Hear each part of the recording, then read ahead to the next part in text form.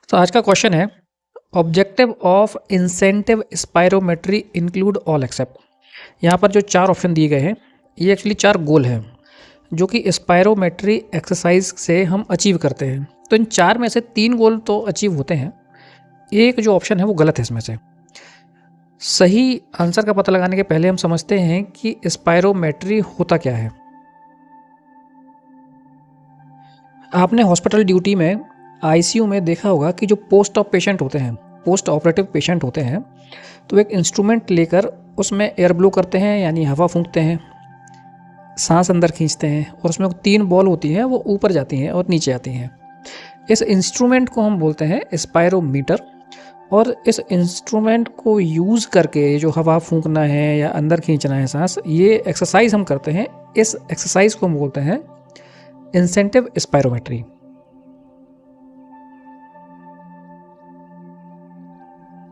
Option first है to reduce transpulmonary pressure. With transpulmonary pressure क्या होता है? लंग्स में एक होता है एल्वुलर स्पेस यानी एल्वुलाई और दूसरा होता है प्लूरल स्पेस। इन दोनों के बीच का जो प्रेशर है उसको हम बोलते हैं ट्रांसपल्मोनरी प्रेशर। माना कि इंट्रा पल्मोनरी प्रेशर या जिसको हम एल्वुलर प्रेशर बोल रहे हैं या लंग्स के अंदर का प्रेशर बोल रहे हैं वो है 760 और इंट्रा प्लूरल जो प्लूरल स्पेस है वहाँ का प्रेशर है 756 तो 760 माइनस 756 ये हो गया 4। तो ट्रांसपल्मोनरी प्रेशर है 4 mmHg। सेकंड ऑप्शन है to increase inspiratory volume. Inspiratory volume या इंस्पिरेटरी कैपेसिटी ये क्या है? Maximum amount of air a person can breathe in after a normal exhalation, यानी नॉर्मली हम जो सांस छोड़ते हैं, एक्सहेल करते हैं, उसके बाद कितना मैक्सिमम अमाउंट ऑफ एयर हम इनहेल कर सकते हैं वो कहलाता है इंस्पिरेटरी कैपेसिटी। तो क्या इंस्पिरेटरी कैपेसिटी बढ़ाने में ये हेल्प करता है या नहीं करता है?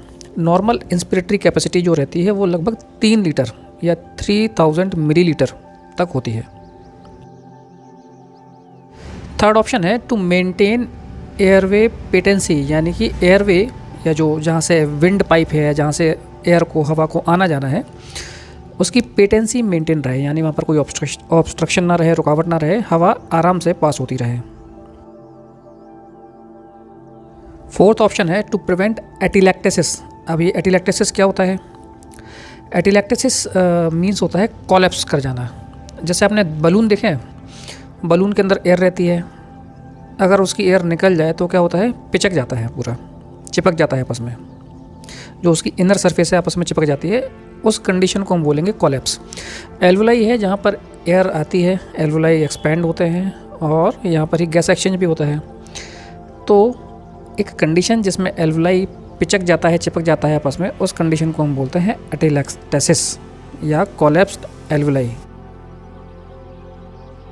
तो दिए गए 4 ऑप्शन में से 3 प्रोसेस तो स्पायरोमेट्री करने से होती है, एक नहीं होती है। वो क्या है देखते हैं।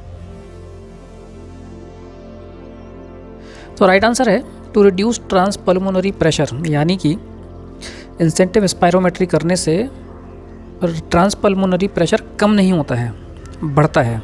साथ ही साथ इंस्पायरेटरी वॉल्यूम बढ़ता है, एयरवे पेटेंसी भी मेंटेन रहती है और एटिलैक्टेसिस भी नहीं होता है। नॉर्मल स्पॉन्टेनियस ब्रीथिंग, यानी जो हम नॉर्मली सांस लेते रहते हैं, इसमें ट्रांसपल्मोनरी प्रेशर हमेशा पॉजिटिव रहता है। पॉजिटिव रहने की वजह से जो हमारे लंग्स हैं वो एक्सपेंड बने रहते हैं और एटिलैक्टेसिस नहीं होता है। स्पायरोमीटर को इस तरीके से डिज़ाइन किया जाता है कि वो पेशेंट को इनकरेज करता है कि पेशेंट आराम से, यानी कि धीरे धीरे, लंबी और गहरी सांस ले।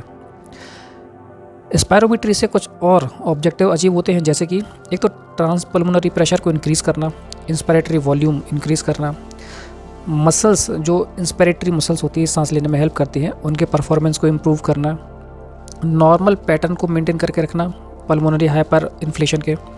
साथ ही साथ अगर स्पायरोमेट्री रेगुलर रिपीटेड बेस पे की जाती है तो एयरवे पेटेंसी मेंटेन रहती है, लंग एटिलैक्टेसिस प्रिवेंट होता है, यानी कि अगर पेशेंट को होगा नहीं, और अगर है तो रिवर्स हो जाएगा, यानी कि पेशेंट नॉर्मल कंडीशन में आ जाता है।